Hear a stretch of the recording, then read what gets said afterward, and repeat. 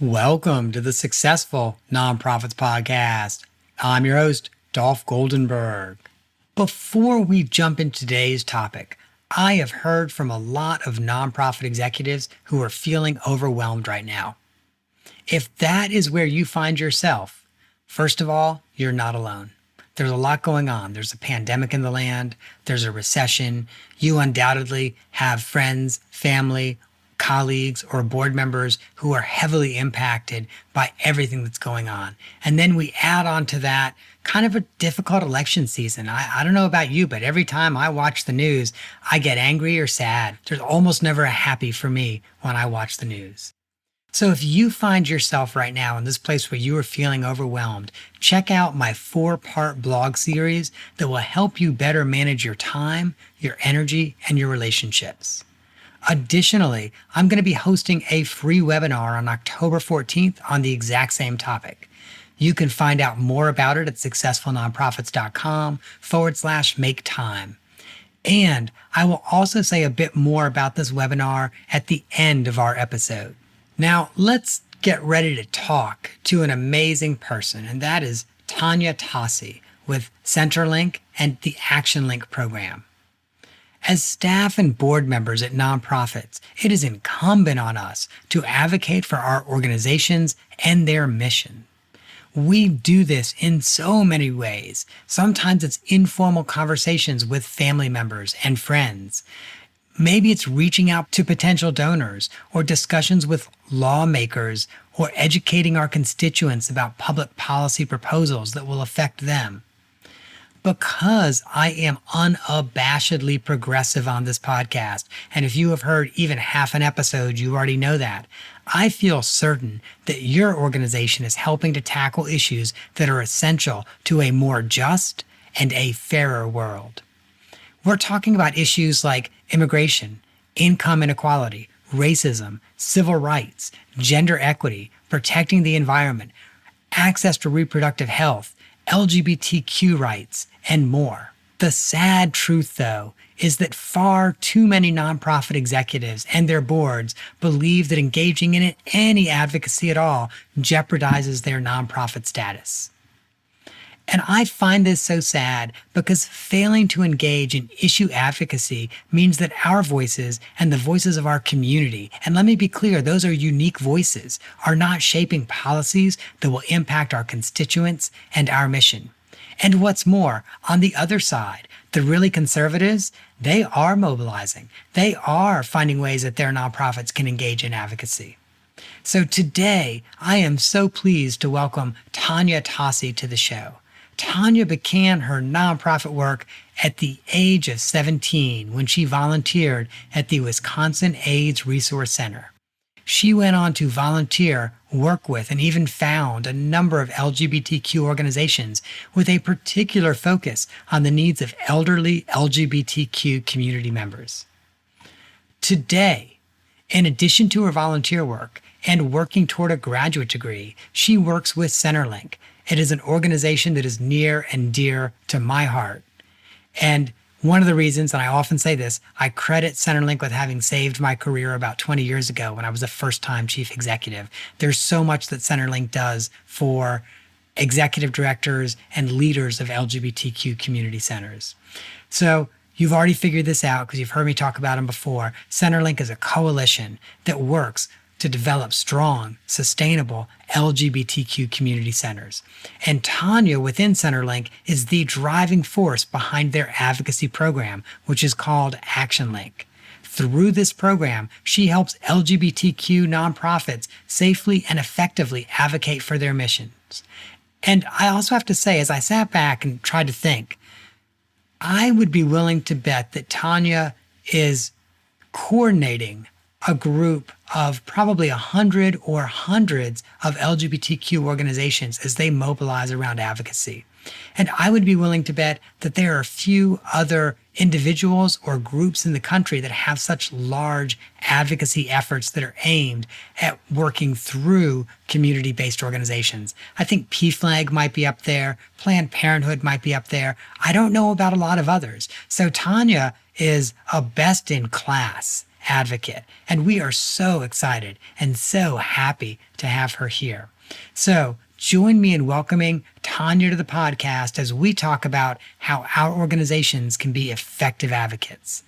Tanya, that was a long intro, but it's because I think so much of you. Thank you so much. And thank you for having me on your podcast. Oh my gosh, thank you so much for being on the podcast. Now, can you share with us, what does advocacy mean for nonprofits? For me, I think advocacy is the number one way nonprofits can create lasting, positive, systemic change in their communities, and even on a national level. And so what does that mean? It means that advocacy is a way for nonprofits to, first of all, have their mission heard, to advance policies and programs within their mission and their organization, and to really make change, whether it's locally, whether it's at a state level, a national level, change as far as what does your mission want? What do your clients want, and your donors and your volunteers? A nonprofit is really the voice for all of those people. So it's really important for them to advocate for what they want and what the community needs. Now, I know that you specifically are helping to coordinate LGBTQ centers and other LGBTQ organizations around the country. So the first thing that you said in this is it helps nonprofits elevate and advocate for their mission. Can you give us an example of a way that ActionLink has done that? Sure. I think one of the biggest things that we work on is the Equality Act, is non-discrimination protections for LGBT people nationwide. I'm sure most of your listeners are familiar that right now in 28 states, there are no comprehensive non-discrimination protections. Now, of course, we just had the Supreme Court ruling regarding employment. So that was a big win for us, but there's so much work to be done. And I always say you could drive from Maine to California and your rights as an LGBT person could change up to 15 to 20 times. So it's something that we advocate for. Last year, the Equality Act did pass the House on a vote. Our LGBT community centers were a big part of that, whether it was reaching out to their senators in their state, it was educating their local lawmakers, and it was educating the general public about the importance of the Equality Act and what it would mean for our community. And to hear the committee on the House floor mention several LGBT centers during their hearing was really, for me, it's just showing how important our work was. I remember breaking down into tears several times, being so proud of our community centers. So that's a great example of how the work that we're doing and nonprofits are doing has made a difference. And so you said educate constituents, educate lawmakers, and educate the community. What does the education of constituents look like when you're doing advocacy work? I think it could be anything from talking one-on-one to people. I myself do that when I send out an email or a newsletter and someone responds to me saying, I don't agree with this, or why are you saying this? I will take the time to respond to every single one of those types of emails to try to educate people. I think it's one-on-one conversations. It's a general conversation. It's tying that into your mission. How is this policy going to help our mission, therefore helping our community? So it's encouraging your people to vote, to take the census. All of those are pieces of advocacy and education that all tie in together. So what do you say to the executive director who goes, oh, Tanya, I agree, this is really important, but our organization is not allowed to engage in advocacy work? What do you say? I say that is incorrect. And a lot of organizations will say, we don't do advocacy work. We're a nonprofit. We don't do that. And I always say, but by being a nonprofit and serving the community you serve, you are doing advocacy work just by default, just by being who you are. Going back to the example of the LGBT community, if you are an LGBT community center, you are advocating. You're advocating for the LGBT people in your community. You're advocating for policies that will help those people. You're advocating for finding employment for those people, finding housing for those people. Those are services that most orgs provide on a daily basis. So they really are doing advocacy work. All right. So Tanya, I'm going to throw you a curveball here. I'm so sorry because I know you well and you're probably not going to be happy that I'm about to throw this curveball, but I'm going to do it anyway. So one of the things, I don't know if you know about me, once upon a time, long ago and far away, I was a social worker. And one of the things they taught us in social work school is that role play is really valuable because it helps us hone and it helps other people around us understand, those people that are watching and listening to the role play.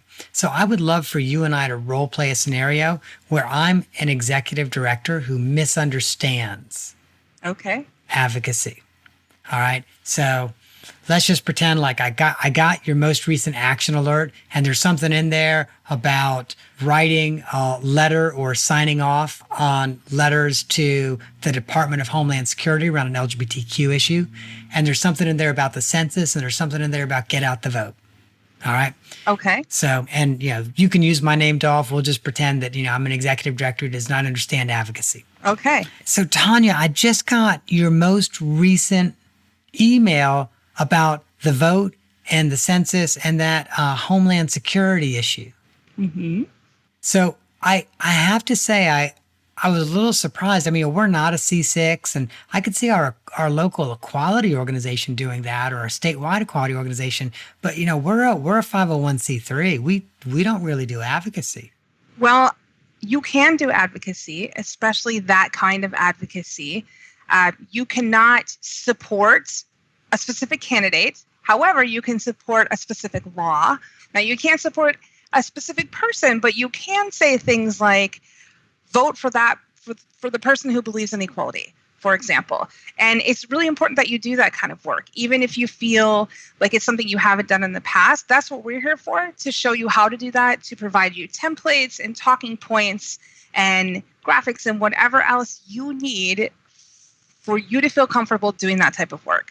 Whoa, hold on there, Tanya. So you mean to say that we can actually say, vote for the candidate that supports equality? You can absolutely say that, as long as you're not listing a candidate by name. Wow, that is pretty cool. But this Department of Homeland Security issue, like if we're asking people to sign off on that and we're asking people to write the Department of Homeland Security or their public comment, isn't that kind of engaging in some political advocacy? I mean, everybody knows who's behind that at Homeland Security. Well, it is engaging in political advocacy, but again, you can do that as a 501c3, and you absolutely should be doing that. And again, it just comes down to being careful how you say it, being careful not to promote any certain person, but you can 100% advocate for laws or suggestions or proposals that are going to benefit your nonprofit. Wow, so you mean as long as I don't say the Orange Menace's name, I can get people to sign on to support legislation that he would hate? Absolutely. And we do that by saying the administration instead of saying the Orange Menace. Oh, the administration. Can I say the Orange administration, or do I just have to say the administration? No, you just have to say the administration. Darn. Okay, well, even though I'd rather say the Orange administration, I want to stay on the right side of the law. I don't want to lose our 501c3 status, so I'm going to say the administration. Now, talk to me about this get out the vote. So, what can we as a nonprofit legally do to get out the vote? Oh, there is so much that you can do to get out the vote. One of the biggest things you can do is conduct and promote voter registration drives. That's always a huge thing. You can educate your community on how the voting process works. So you can talk about registration. You can talk about early voting. You can talk about where to cast your ballot or where to go if you need to change an address or do a mail-in vote. You can definitely continue advocacy work during an election year. In fact, I think it's more important than ever during election years to do the advocacy, to bring your organization front and center. And you can make your community aware of ballot measures and how they affect your organization. Again, don't promote anyone specific, but you can certainly say this is a ballot measure and this is how it will affect us. You can speak about barriers to the democratic process and how that harms your organization and how that harms your community. And you can engage your community and lawmakers in conversations about services you provide, about laws that you are supporting or not supporting, and then always encourage your community and your staff and your clients and your donors to register to vote and then vote for lawmakers who support the things that your organization stands for. So when you talk about barriers to the democratic process that we can speak out against, what are you talking about?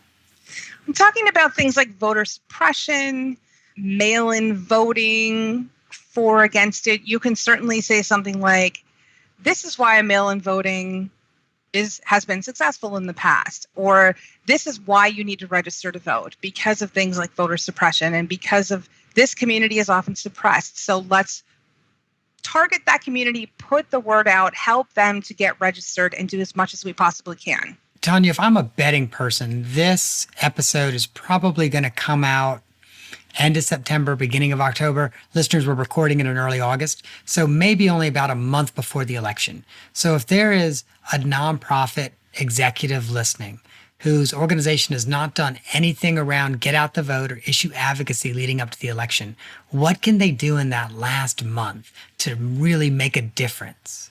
I think the biggest thing they can do is to tie their mission to the election, to help voters understand the connection between voting and the services that they're offering. I think that's the biggest thing. They can also continue to educate on ballot measures. That's always going to be a great thing, whether or not you've passed the voter registration time. It's just important to educate people. This is what's happening in our area, in our state. And again, vote for people who support equality. And also, I mean, I kind of feel like if as an organization you're supporting a ballot measure that's a progressive ballot measure, anyone who says, okay, I was not going to vote, go out to vote, but now I'm going to so I can vote for that ballot measure or vote against that ballot measure, is then also going to be casting other votes in the election. So it's probably a good way to drive the vote. Is that what you're saying? Definitely. It's definitely a good way to drive the vote. Nonprofits can always talk about the ballot measures, and they can even invite lawmakers to come and speak about the ballot measures. Because of the pandemic, a lot of that's happening online via Facebook Live and things like that. And as long as you're inviting people from both sides, you can do that. You can invite them and say, we'd like you to talk about this ballot measure and how it's going to affect the state or the community. And as long as you are being fair and inviting both sides, you're absolutely able to do that. So I am so sorry. I have to ask you this question. Let's say, and by the way, this has happened to me, like when I was at the community center in Philly. Let's say you invite both sides, but one side decides not to show up. Mm-hmm. But you did your due diligence by inviting both sides. Good. Yeah. So I did the right thing when I was in Philly. Good. You absolutely did. Because that's always what I said. I was like, we're going to invite both sides. If one side doesn't want to show up, okay, they didn't show up. You know, obviously no organizations are having galas this fall or big in-person events this fall. But I always made a point of inviting politicians to buy tables, and I'd invite both sides to buy tables. And, you know, you could totally tell who your organization's friends were based on who bought tables and who didn't. But I would invite every single candidate in a race to buy a table. That's actually a really excellent tip. Yeah. Well, you know, part of what I loved about it was obviously it raised some money for us as an organization, but it also really helped show which politicians cared about us. The ones who were like, yeah, you're important enough as a community that we're gonna support you and we're gonna be there physically and with our pocketbooks. That said something. Right. It really does. So we've talked about really promoting ballot measures and ballot initiatives. I do have to ask you, how much interpretation can nonprofits do on ballot measures and initiatives? The reason I ask this is, at least in the states that I have lived in, whenever I see a ballot measure, it's always worded in such a way that you think, well, of course, why wouldn't I vote for that? And then you read the fine print and you're like, oh, that doesn't really save puppies. That drowns puppies in the river. But it's called the Save the Puppies ballot measure. Mm-hmm. Well, I think that's funny. I think the most important thing is, again, tying it to your mission. So saying this is how this ballot measure is going to affect our mission without saying it's good or bad. You can, if you're saying that and you're saying it's going to affect our mission by potentially taking away funding that we rely on every year, then I think most people are going to tie that to, oh, this is a bad thing. Now, definitely, you shouldn't be giving candidates or ballot measures letter grades or ratings or anything like that. And you can't increase the amount or volume of criticism among officials, especially if they're running for re-election. An election year is not the time to start, increasing criticism. But again, just tying it to your mission and saying, well, this is how it's going to affect us. People are going to know from that description, this is probably not a good ballot measure, or this is a great ballot measure for our community. Right. Now, this might be an unusual year for doing this because of COVID, but I know a lot of nonprofits, in addition to having Get Out the Vote, i.e., register to vote, they also have a Get to the Polls campaign. Are there any unique and interesting things you're seeing community centers plan around the country? Because a lot of it's going to be voting by mail. So are there any unique and interesting things that community centers are doing? Yeah, well, National Voter Registration Day for nonprofits is always the last Tuesday in September, I believe. So we have right now almost 60 LGBT community centers signed up to participate that day. And that's just a day when we really blitz social media, all the social media channels about it. This is how you get registered in your state, and this is how to do it. And if you're trans, this is how you can get your identity to match your voter ballot and things like that. So they're getting really creative about, normally they would have in-person events. They'd have usually they bring in food and even sometimes music and have an in-person event at the center with a lot of posters and stickers. So this year, I noticed a lot of Facebook Live campaigns or Instagram Live where they're going live to talk about the complications of getting registered to vote, or this is what you should do. A lot of people I notice are even going over the ballots. They're actually showing the ballot on a Facebook Live chat or on a chat and saying, here's the ballot. Here's how you fill it out, because some people they don't know, especially first-time voters. So just going through and showing people that, I think, just really getting creative, again, inviting the candidates to join these live sessions and talk to the constituents about what they stand for and about the issues, and just putting it out there in social media. Social media has been really a lifesaver as far as the elections go and getting the word out, because it has been a lot more difficult this year. Yeah. Real quick, I have to say, I love that some organizations and some nonprofits are showing people how to complete and mail in their absentee ballot. I don't think of myself as an ignorant person. I have a graduate degree. I got really good grades in school. I've been, relatively successful in my life. And I will share with you, the first time I did a mail-in ballot, I thought I was so slick. I did everything. I got my ballot in there. And then I see the areas where I'm supposed to sign, and I signed the envelope. And then I realized that I have signed the area that says I have assisted this voter in completing their ballot. And I'm like, I destroyed my ballot. Ballot. So that is actually a really good idea, because even those of us that, probably could read the directions, maybe we don't. Yeah, they're pretty complicated in some states. And even going to the in-person voting, I mean, like, for example, here in LA County, they've got new computers. And so one of the things the LA Center did was they got in the actual units, the voting units that are going to be used, and they did a mock vote. And it was a vote on what color should we use this year for this year's senior prom or something. And so it was just teaching people, this is how you use the computers, because they're new this year and they are a little bit scary if you're not used to it. So things like that, I thought that was really creative, but things like that are happening a lot. That's a great idea. I love that, especially for people who've voted one way for 20 or 30 or 40 years to suddenly have new technology. That could be tough. Mm-hmm. I really love that. Now, let me ask you, is it okay for a nonprofit to have an election night watch party? It is absolutely okay. Again, you can't support either candidate, but you can certainly celebrate when your candidate wins. You can certainly celebrate, right? Because you're voting for the ones that align with your mission. So absolutely, you can hold a watch night party. Tanya, I like the way you think. You can celebrate when your candidate wins. And I think you can celebrate when your candidate wins by landslide. That's awesome. Now, after the election, because I know one of the things that you said is, especially leading up to the election, it's probably not a great idea to engage in significantly more issue advocacy that maybe paints one particular issue or candidate in a bad light. So after the election, if a nonprofit were to think about just 2 or 3 things they should be doing going forward to engage in issue advocacy, what are those things? I think the first thing is find a coalition or a group that is aligned with your mission and participate in their calls or their Zoom sessions, whether it's weekly or monthly. We belong to several national coalitions, and I cannot tell you how helpful it is, first of all, to bounce ideas off of other people. Second of all, you have a lot of experts on the topic at hand to really help you navigate through some of the weeds, the political weeds of the phrasing and the everything that comes out. I mean, it's pages and pages oftentimes, a policy. So find a good coalition. I would say that would be my number one thing. Number two is, again, always remember what your mission is and what aligns with your mission.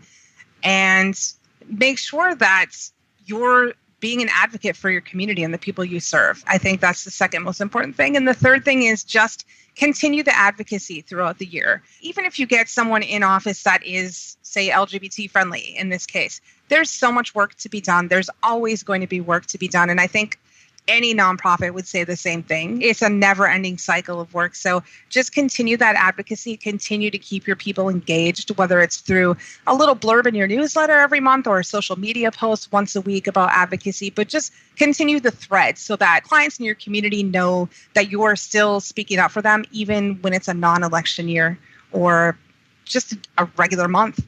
I love that. There's just one piece I wanted to bounce off of you.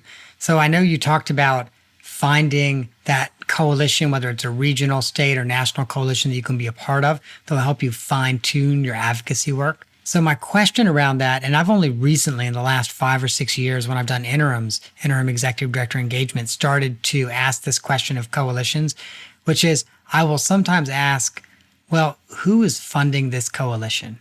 And there have been a handful of times, one or two, where when I'm told who funds the coalition, I think, well, we might agree with you and we're going to align with you on this issue, but we're not going to join because we don't want to have to be with you on every issue.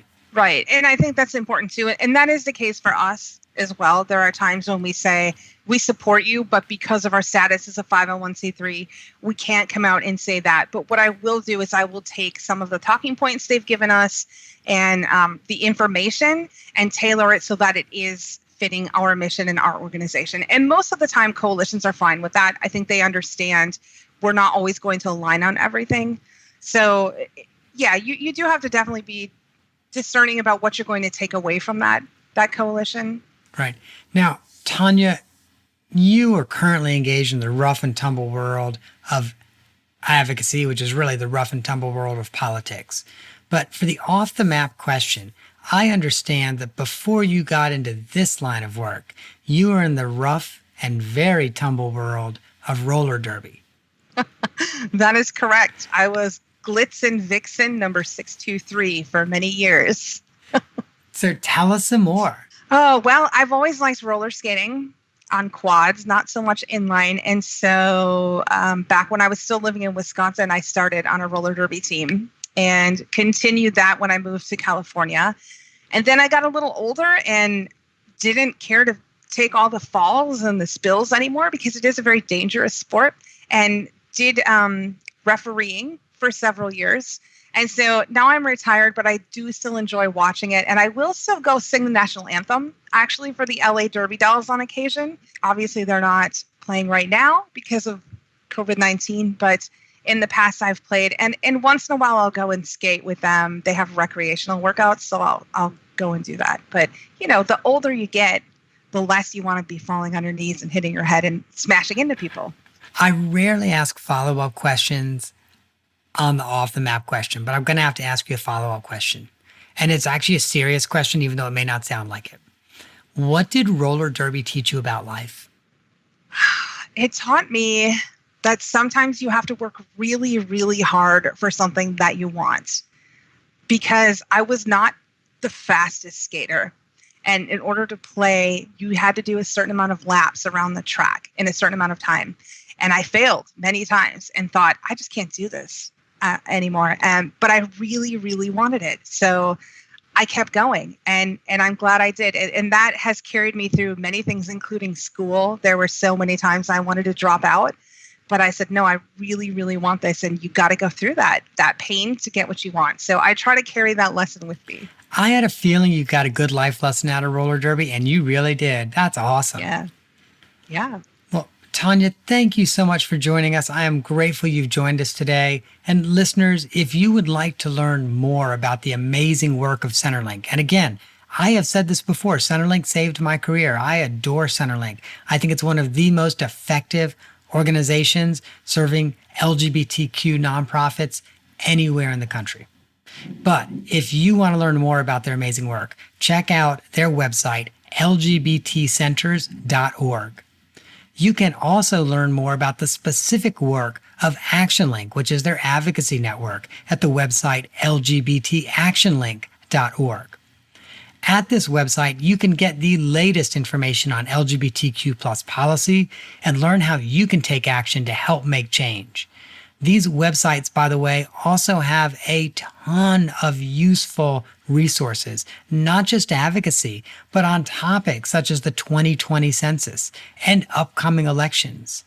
And finally, if you are interested in really voting for equality and finding how you can get out the vote, then check out their Vote for Equality videos at lgbtactionlink.org/vote.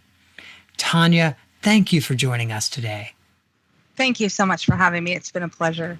Dear listeners, if you did not write down any of those URLs because you were tearing apart your closet, looking for your quad skates so you can try out for the middle-aged roller derby team in your town, hey, you keep on ripping apart your closet, because at any point that you want to, you can go to successfulnonprofits.com and check out the show notes, and you will see all of the links for Centerlink, the Action Network, and the videos for voting for equality.